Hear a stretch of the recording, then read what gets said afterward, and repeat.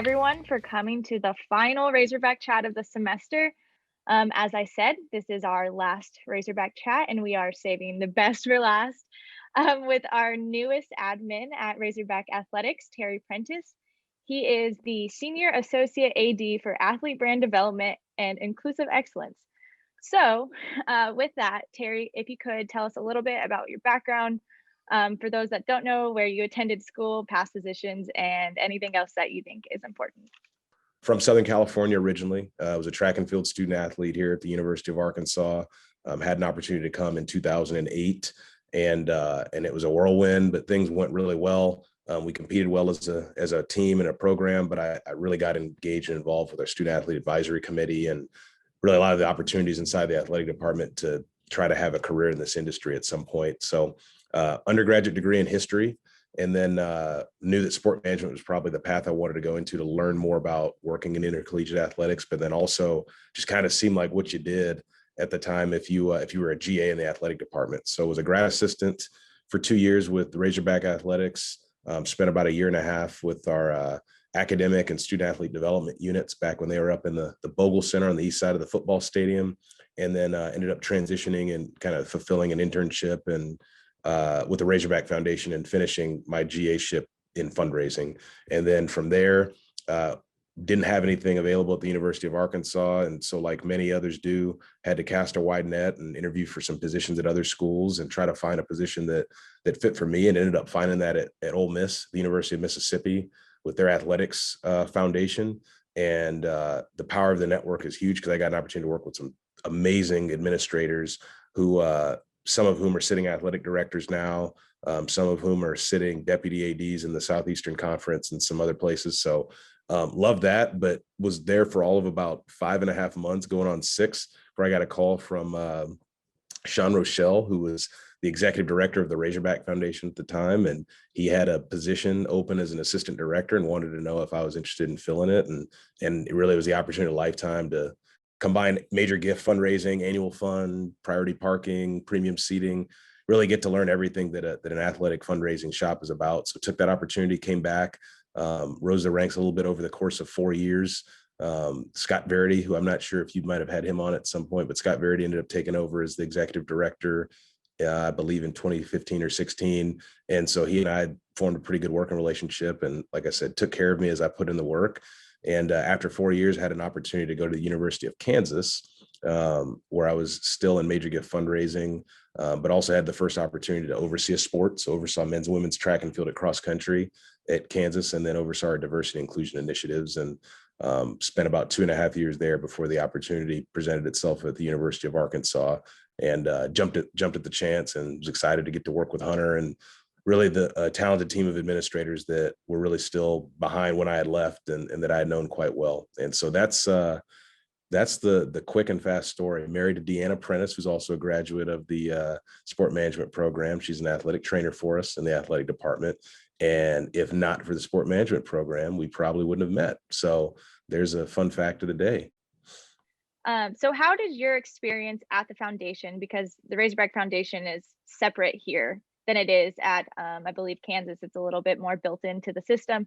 How did that experience kind of tailor your mindset when it comes to your job in athletics? I don't know if you all have as a class have talked, extensively about athletic development and fundraising in college athletics, but at most places, the fundraisers are part of the university and they're part of the athletic department, and their offices are inside of the athletic department unit and whatnot. But at Arkansas, the foundation is a separate entity. It's its own 501c3. The offices are down in Baum Stadium, so they're off campus.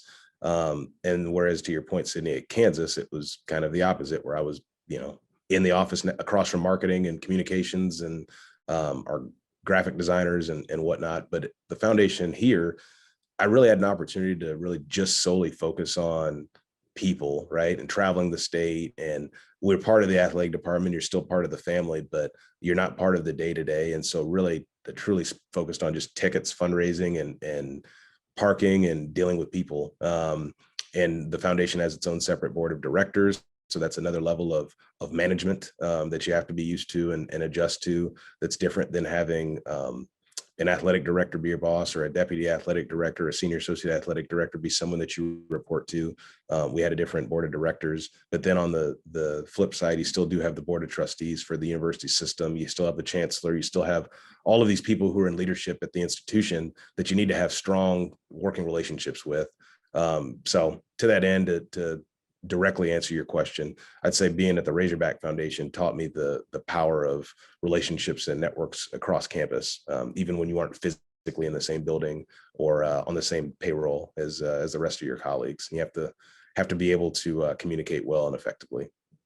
So what is the University of Arkansas doing to prepare for changes in NIL legislation? Obviously, they brought in your role, but what does that kind of encompass that you're aware of so far? So a couple of different things. And I think Hunter's said this publicly numerous times, and I'll kind of reiterate this. Most other schools are partnering with third-party companies, vendors, if you will, that are really lining up to be influential in the name, image, and likeness space. So helping student athletes with either building their brand, their education, even maybe a marketplace, and trying to help them source opportunities for themselves. We've taken a different approach here at the U of A, and obviously have hired me, and will have my own staff in the Office of Athlete Brand Development. So instead of partnering with a third party, we really feel like we have tons of natural resources here on campus. We've got the Walton College of Business that does an outstanding job. We have the Brewer Entrepreneurship Hub that regular students, and I say regular non-student athletes, can use any time of the day. They can set up appointments. The Entrepreneurship Hub can help them start, create, launch their own businesses, and then help them through the nuances of actually becoming a business owner in themselves. So we feel like we've just got so many resources here on campus that we can tap into and take advantage of. And all the while, we do have some companies that we'll be working with from a monitoring and compliance disclosure software that will have to, by NCAA regulations and by state law, with the state bill that was passed, we'll have to engage in those relationships with some third parties, but thankfully those have been to no cost, and they'll be free of charge for our services. So generally, though, we're managing a lot of this in-house. So we're putting together a pilot program that'll take place this summer, both during summer session 1 and summer session 2. It's in partnership with the Walton College of Business and the Brewer Hub, and we'll be focusing on a couple of different things week after week, but it's a 5-week program. We'll be meeting between 90 minutes to 2 hours each Thursday. There'll be a little bit of homework and some assignments for the student athletes to engage in when they, after, prior to the class and after the class. But the topics are really focused on business fundamentals. We'll focus on the actual NIL legislation and teaching student athletes what they can do, what they can't do, what's permissible, what's not. We'll talk to them about licensing agreements and whatnot. We'll talk to them about their own personal brand. So we'll take all of the student athletes that'll be participating. We'll take all of their social media profiles and really flip those on its head and turn them over to show them the demographics of who's following them, their engagement rate, where their followers live, the household income, our annual household income. We'll really get in depth with our student athletes. We'll have some former Razorbacks come in and talk about some business successes that they've had, but also talk about some business failures that a few of them have had, or some challenges along the way, just to be real and show these student athletes that us entering into this new age of name, image, and likeness is actually going to be a great thing for them, especially over the long term, but it's going to be extremely challenging and time consuming if that's the direction a student athlete chooses to go. So we want to be as real and authentic with them as possible.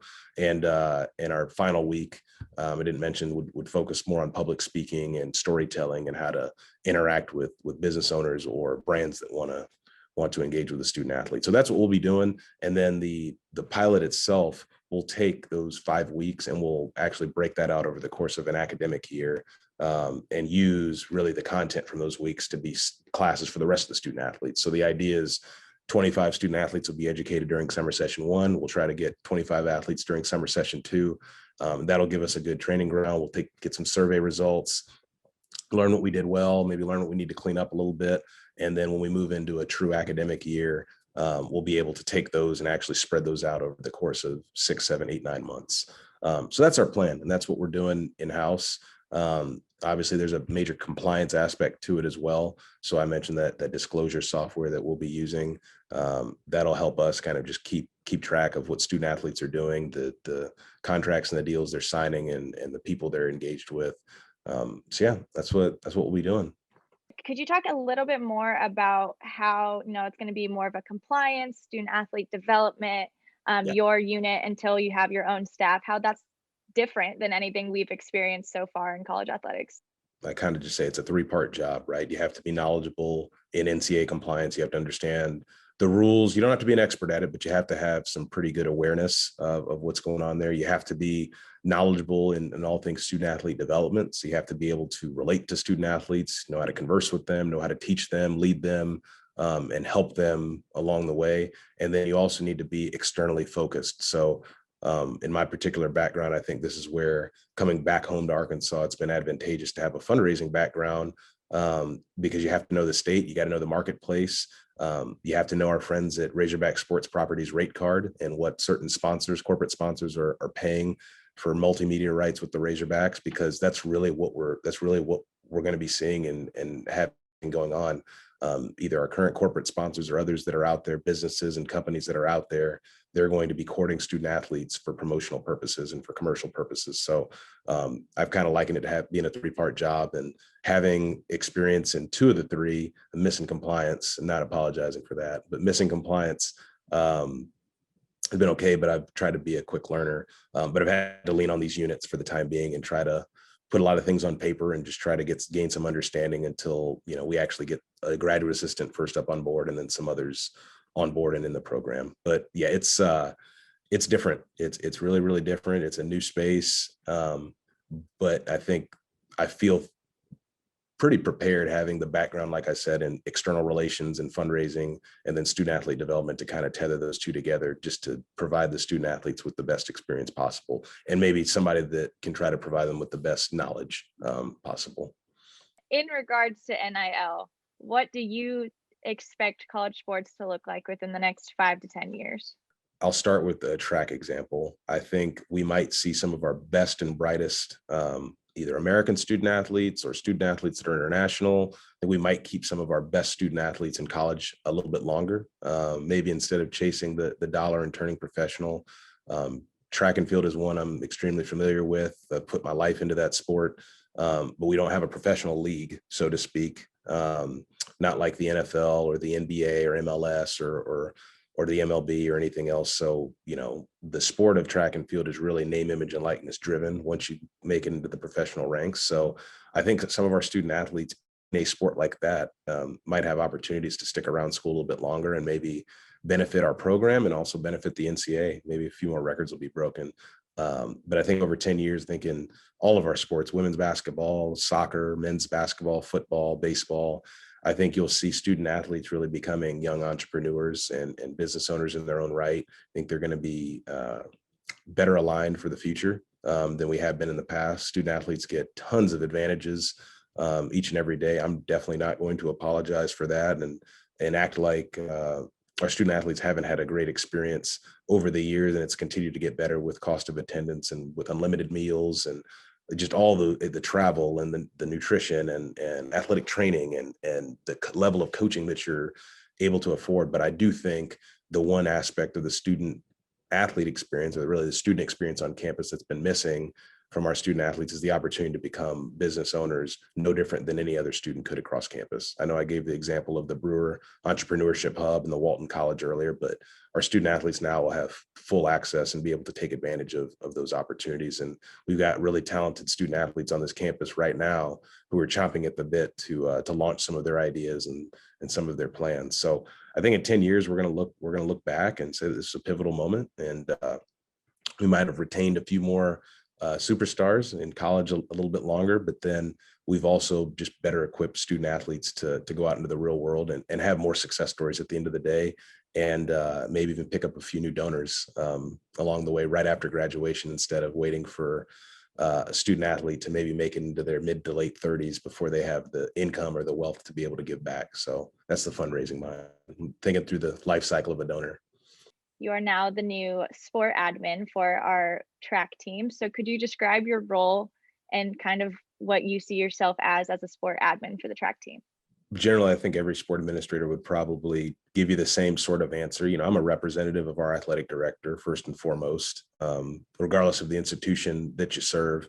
But I'm a representative of the athletic director to the program, and really, my job is to be that chief liaison between the student athletes and the coaches in our administration. So I really see my role as being a problem solver at times, part-time problem solver, part-time facilitator of the best experience possible for our student athletes, mediator at times if I need to, between something that might be occurring between a coach or someone on staff and the student athletes, or maybe something that's working or not working.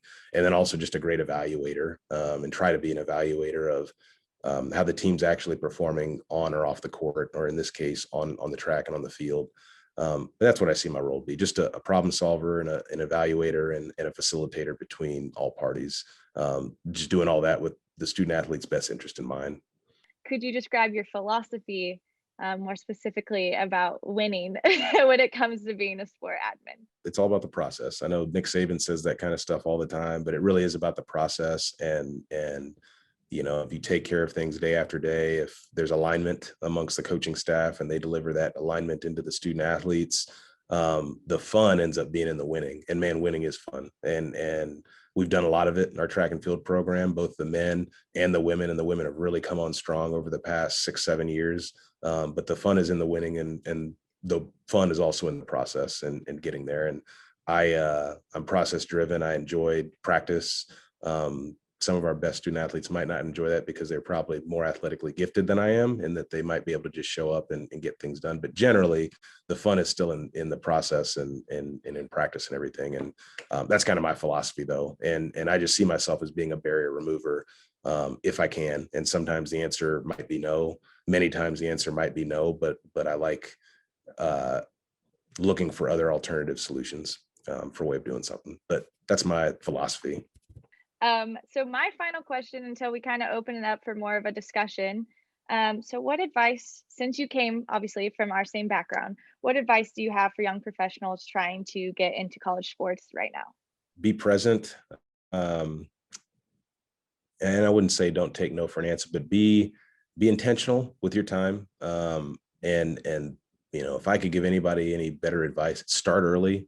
Try to gain little experiences when you can, volunteer your tail off, because when you're in my position now and kind of looking at it in a different lens, I just love anybody that wants to help alleviate time and pressure off of my job. I still want to own and be responsible for the things that I'm tasked with, but I just love having help and love having somebody else that would love to come in and interact and just really help us get better. But I would tell everyone to be open to moving. I'm sure you've probably heard that plenty, but be open to relocating and be open to moving. I've found that you can have success immediately right where you are, but a lot of times getting started in this business is tough because there's one University of Arkansas and there's one big Razorback that we've got, and the same goes whether you're from Kansas or Oklahoma or Mississippi or Texas or anywhere else. And it's an extremely competitive industry. I think young professionals that weren't collegiate student athletes, I mean, we're all trying to battle for the same jobs, but I would just say start early, be open to relocating, and just come in with a change mindset and a change mentality. Our industry's rapidly changing before our eyes right now. Millennials and Gen Zs are moving into leadership positions and starting to really kind of take over in a way in this industry. So I just say be a change agent and always try to be innovative. But be some of my advice for young professionals. Don't be afraid to relocate, though. There's nothing wrong with having your heart focused on home, and you have to prioritize at times and find what your balance is, but keep that open mind and never be afraid of an opportunity. Terry, thank you so much for coming and being our final guest. Like I said, we saved the best for last.